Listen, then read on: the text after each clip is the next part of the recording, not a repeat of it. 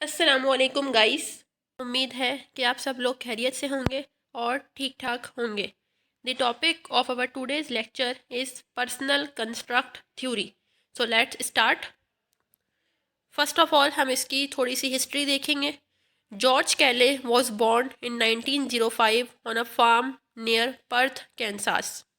जो personal construct theory है वो जॉर्ज कैले ने डेवलप की थी। जॉर्ज कैले 1905 में कैंसास में बॉर्न हुए थे। He was an American psychologist, therapist, educator and personality theorist. He was an only child. He received a great deal of attention and affection from his parents. After World War II, Kelly became a professor of psychology at Ohio State University, where he worked for almost 20 years. It was here that he formally developed his personal construct theory. Ohio state university में George कैले ने personal construct theory develop की थी. He published 2 texts called The Psychology of Personal Constructs, Volume 1 and Volume 2, which summarized the majority of his theory.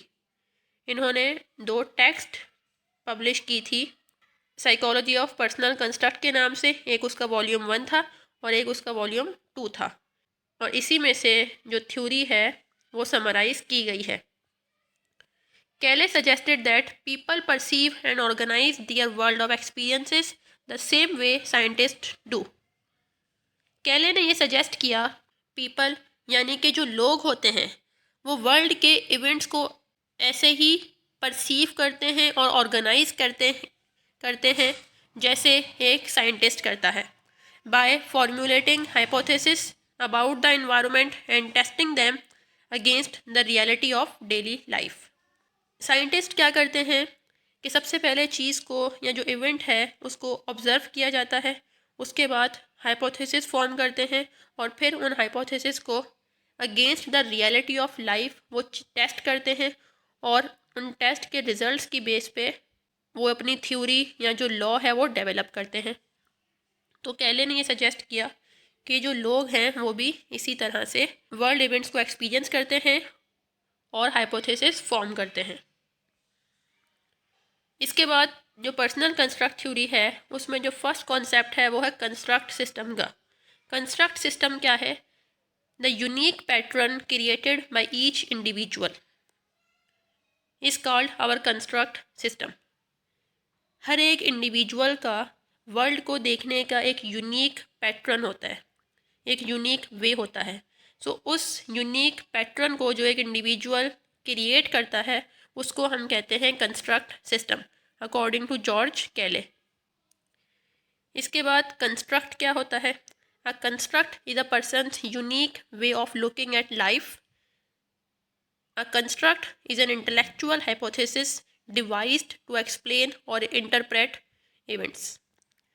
Construct एक intellectual hypothesis होता है जो एक पर्सन या एक इंडिविजुअल डिवाइस करता है, बनाता है वर्ल्ड इवेंट्स को एक्सप्लेन करने के लिए या इंटरप्रेट करने के लिए. We behave in accordance with the expectation that our constructs will predict and explain the reality of our world. अब हमारा जो बिहेवियर है उसका कॉज क्या होता है? तो हम जो बिहेव कर रहे होते हैं उसकी वजह भी हमारे कंस्ट्रक्ट सिस्टम ही होता है. ठीक है, हमारे कंस्ट्रक्ट्स होते हैं. हमारा जो कंस्ट्रक्ट है वो जो हमारा वर्ल्ड है, वर्ल्ड इवेंट्स जो हैं उसकी रियलिटी को प्रेडिक्ट करते हैं और एक्सप्लेन करते हैं, और फिर हम एक्सपेक्ट करते हैं कि हाँ ये इवेंट जो है ये ऐसा हो सकता है या फिर ये जो है ये ऐसा होगा. तो फिर हम उस एक्सपेक्टेशन के अकॉर्डिंग बिहेव कर रहे होते हैं.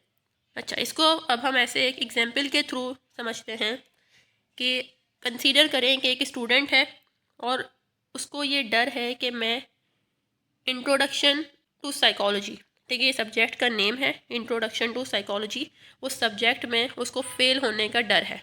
वो जो स्टूडेंट है वो थ्रू आउट द सेमेस्टर अपने प्रोफेसर को ऑब्ज़र्व करता है. फिर वो ये कंक्लूड करता है कि जो प्रोफेसर हैं वो क्लास में अथॉरिटेरियन या सुपीरियर मैनर के थ्रू जो है वो बिहेव कर रहे होते हैं. मतलब वो पर्सनल इम्पोर्टेंस का जो एक इमेज होता है ना उनमें वो बहुत ज़्यादा है. ठीक है, नीड फॉर एडमायरेशन जो है वो उस प्रोफेसर में जो है वो बहुत ज़्यादा शो होती है। मतलब या फिर कि वो एडमायरेशन जो है वो बहुत ज़्यादा चाहते हैं। मतलब उनको ये अच्छा लगता है कि मेरी तारीफ़ की जाए। मतलब मुझे जो है वो लोग ऐसे कहें सर आप बहुत अच्छा पढ़ाते हैं, आपकी तरह तो कोई दुनिया में आपका जैसा कोई टीचर है ही नहीं, आपका लेक्चर देने का अंदाज़ इतना अच्छा है, ठीक है, लाइक दैट।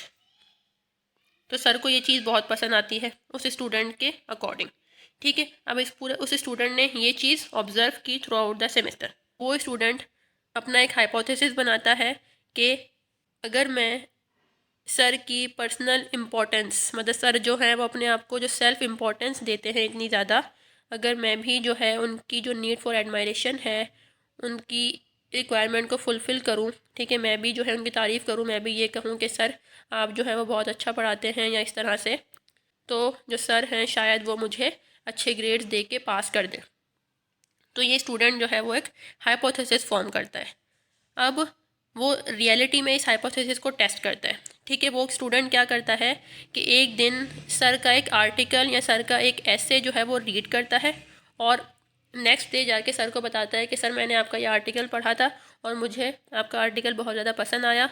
मैंने जो है वो अपनी जो है वो दूसरे टीचर्स को भी पढ़ाया तो उनको भी मतलब बहुत ज़्यादा पसंद आया, उन्होंने बहुत तारीफ़ की कि ये किसने लिखा है, इसमें वर्डिंग जो है वो बहुत ज़्यादा अच्छी लिखी हुई है, बहुत ज़्यादा सिंपलिस्टिक वे में लिखा हुआ है और बहुत मतलब एक तरह से बहुत ज़बरदस्त लिखा हुआ है, ठीक है। इस तरह से वो स्टूडेंट जो है वो सर से जो है ऐसे करके उनकी एडमायरेशन करता है। अब उसके बाद अगर स्टूडेंट का ये कंस्ट्रक्ट अप्रोप्रिएट होता है, मतलब अगर सर उससे खुश होते हैं और उसको अच्छे ग्रेड्स दे के पास कर देते हैं, तो इसका मतलब ये हुआ कि स्टूडेंट का जो कंस्ट्रक्ट था, जो उसका जो हाइपोथेसिस उसने बनाया था, जो उसने अपना कंस्ट्रक्ट बनाया था, वो अप्रोप्रिएट है और अब वो फ्यूचर में भी यही कंस्ट्रक्ट अप्लाई कर सकता है।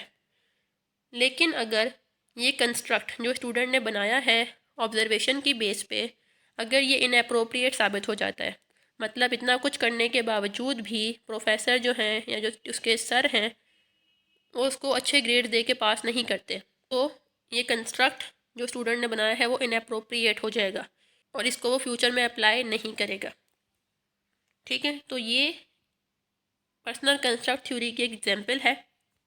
Like scientist we constantly test these hypothesis, we base our behaviour on our constructs and we evaluate the effects. Construct के बाद एक और कॉन्सेप्ट आता है कंस्ट्रक्टिव अल्टरनेटिविज्म का। कंस्ट्रक्टिव अल्टरनेटिविज्म क्या है? The idea that we are not constructs but we are free to revise or replace them with other alternatives. Constructive alternativism ये है कि हम अपने कंस्ट्रक्ट्स को कभी भी किसी भी टाइम रिवाइज कर सकते हैं, अपडेट कर सकते हैं या उसको रिप्लेस कर सकते हैं विद अदर अल्टरनेटिव। लाइक अगर हम उसी एग्जांपल की बात करें कि अगर स्टूडेंट का जो कंस्ट्रक्ट है वो इनअप्रोप्रिएट साबित हो जाता है, प्रोफेसर अगर उसको अच्छे ग्रेड्स नहीं देता, उसको पास नहीं करता उस सब्जेक्ट में, सो इट मीन्स उसका जो कंस्ट्रक्ट है वो इनअप्रोप्रिएट हो गया, तो अब वो उस कंस्ट्रक्ट को फ्यूचर में अप्लाई नहीं करेगा। तो अब वो उन प्रोफेसर की कोई और चीज़ ऑब्जर्व करेगा और फिर उसकी बेस पे अपना दूसरा कंस्ट्रक्ट जो है वो बनाएगा, ठीक है। तो इस कॉन्सेप्ट को कहा जाता है constructive अल्टरनेटिविज्म। If our constructs were inflexible and incapable of being revised, then we would not be able to cope with new situations. अगर हमारे कंस्ट्रक्ट्स इनफ्लेक्सिबल होते, मतलब अगर उनमें फ्लेक्सिबिलिटी नहीं होती या हमारे पास ये कैपेबिलिटी नहीं होती कि हम अपने कंस्ट्रक्ट को दोबारा रिवाइज कर सकें या उसको चेंज कर सकें या उसको रिप्लेस कर सकें, तो हम कभी भी न्यू सिचुएशंस को कोप नहीं कर सकते थे, क्योंकि कंस्ट्रक्ट्स जो हैं वो सिचुएशन टू सिचुएशन वेरी कर रहे होते हैं। अगर हमने फोर सपोज एक ही कंस्ट्रक्ट बना लिया, अब वो हर किसी पे तो वो कंस्ट्रक्ट अप्लाई नहीं हो सकता ना, और सिचुएशन तो मगर लेकिन सिचुएशन जो होती हैं वो चेंज होती रहती हैं, कभी कोई सिचुएशन आ जाती है, कभी उसमें कोई चेंज आ जाता है, तो हम सेम कंस्ट्रक्ट अप्लाई नहीं कर सकते, ठीक है। तो हम अपने कंस्ट्रक्ट्स को रिवाइज करते हैं, उसको अपडेट करते रहते हैं। अगर ये कैपेबिलिटी नहीं होती हमारे पास तो हम कभी भी न्यू सिचुएशंस को कोप नहीं कर सकते, फेस नहीं कर सकते थे। अगर आपको पर्सनल कंस्ट्रक्ट थ्योरी से रिलेटेड कोई और नोट्स चाहिए तो आप मेरी वीडियो के डिस्क्रिप्शन में जाके मैंने वहाँ एक लिंक ऐड किया है, तो आप वहाँ से देख सकते हैं और वहाँ से ले सकते हैं। So that was all about personal construct theory. If you have any question, you can ask me in the comment section. Thank you so much and Allah Hafiz.